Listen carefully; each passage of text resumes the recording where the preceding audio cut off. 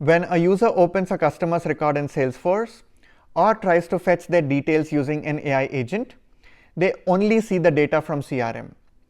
The customer's context, like lifetime value, order history, or household information, is sitting in Data 360, completely invisible to the user, making it very difficult for them to take decisions. In this episode, we are going to fix that by surfacing this unified context from Data 360 in both UI and agents using features like enrichments, queries, APIs, and MCPs. My name is Aditya, and I'm a developer advocate here at Salesforce. And let's get started.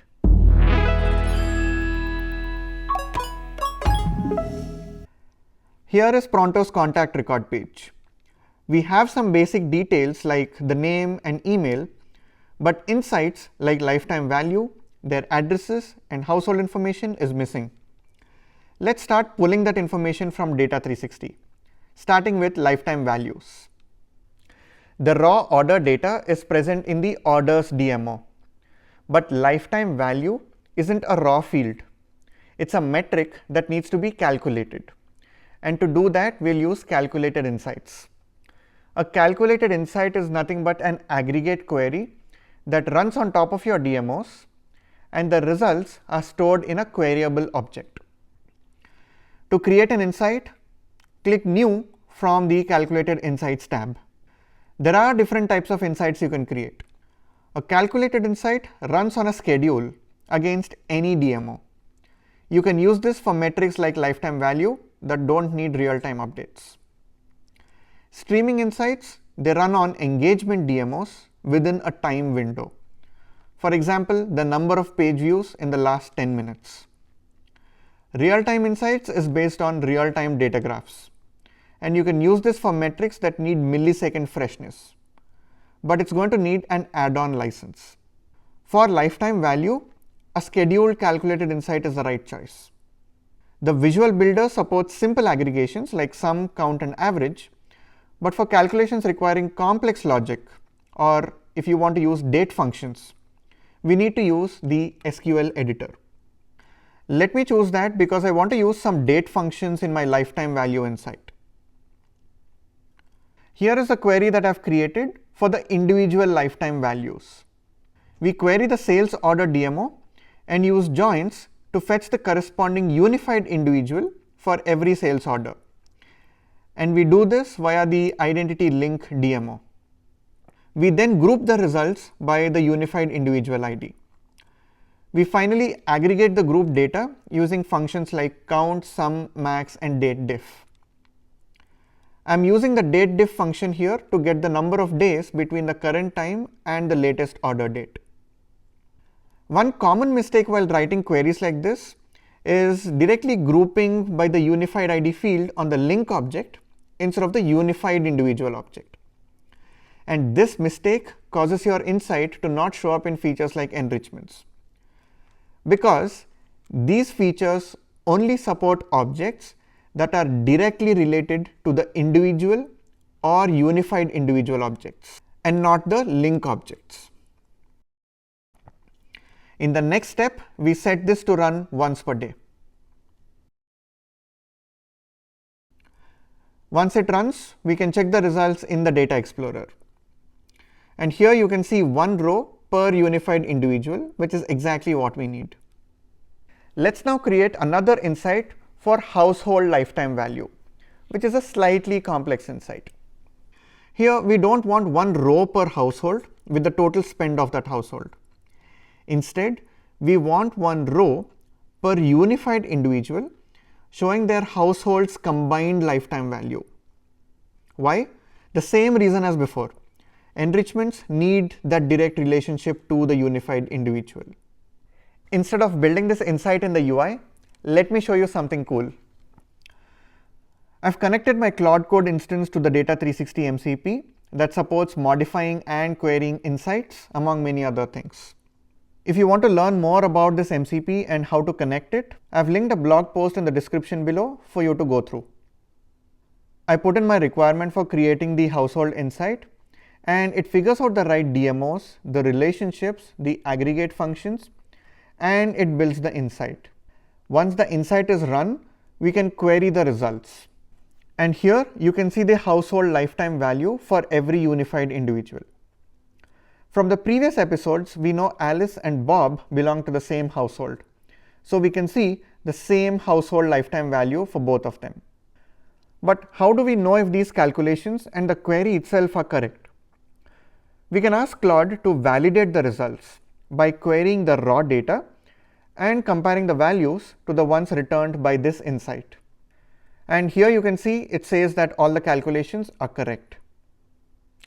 Alright, so now that we have these insights, how do we actually get these values onto the contact record? That's where copy field enrichments come in. From the object manager for contact, go to Data Cloud Copy field and click New.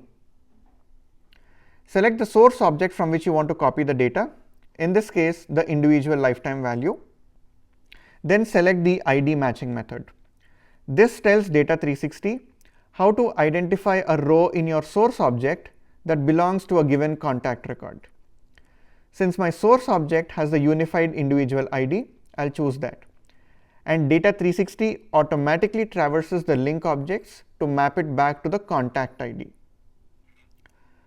Next, choose the fields from the inside that you want to copy. Give the configuration a name and click Next. Here, you map the fields from the source DMO to the target fields on the contact object.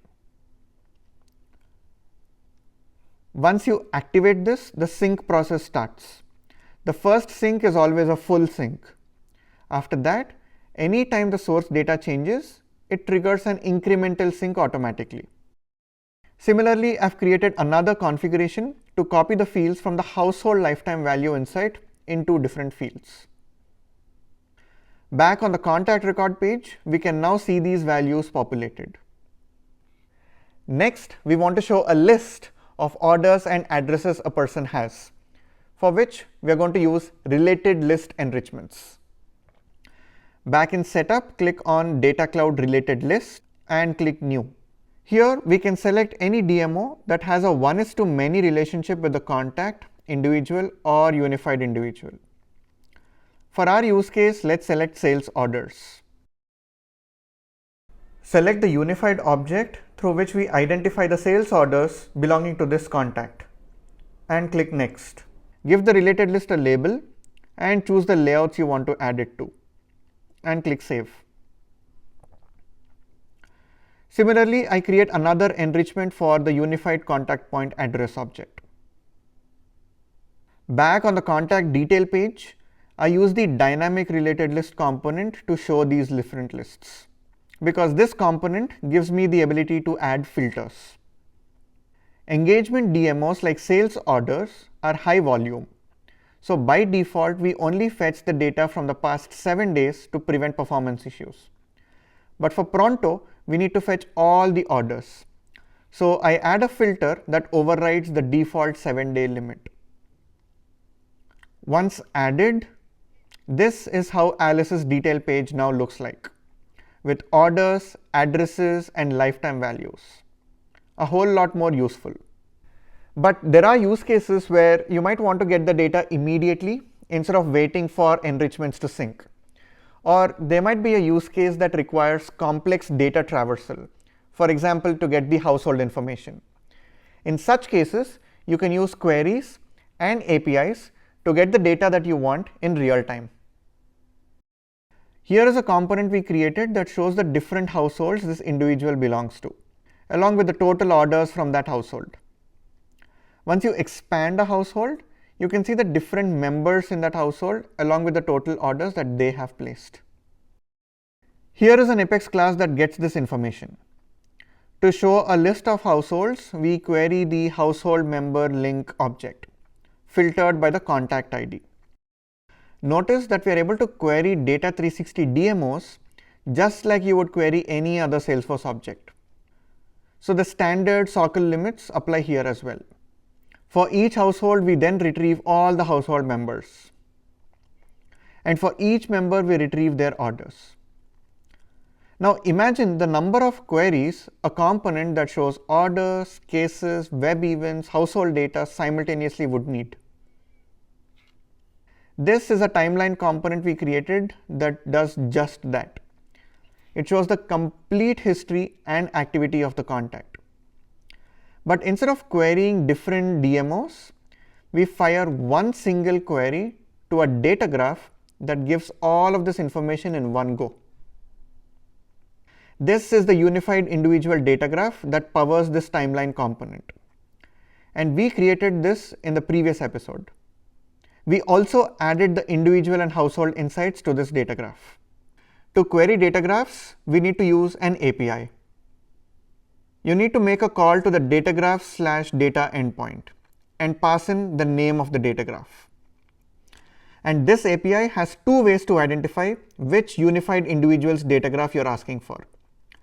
First is, of course, the unified individual ID. If you have it, you can pass it directly. The second is lookup keys. You can use this if you don't have the unified individual ID, but you have a source record ID, like the Salesforce contact ID or the BigQuery customer ID. So you can pass those instead. And Data 360 resolves it to the right unified profile automatically. This is important. It means any system can query the data graph using whatever ID it already has. Since our component is added to the contact record page, we can pass the contact ID as a lookup key to get the unified data graph. Notice that the result contains all the information about this contact, including the insights. Here is an Apex class that invokes the exact same API and returns the results to the timeline Lightning Web component. The same API can also be directly invoked from a React component that can now be natively deployed on Salesforce using the multi-framework runtime. But here's the thing. Data Graph API isn't just for UI components. Let me show you what happens when I give Agentforce access to the same data graph. I've created a custom agent action that calls the Apex method that invokes this Data Graph API. When I preview the agent and ask it about Alice, it tells me everything from order history and household spend to shopping cart activity and web searches. You can see in the interaction summary that it called our custom action, retrieved the data graph response, and reasoned over this JSON to get the answer to our question. With the Data 360 MCP server, the same data graph is available to external AI agents like Claude Code as well. Same API, same JSON. One consumer is a UI component, the other one is an AI agent. This is system of context in action. One unified layer and multiple consumers. But for each of these consumers, how do you control record and field level access of Data 360 data? That's where data governance comes in. And that's what we are going to be covering in the next episode. We'll see you all there.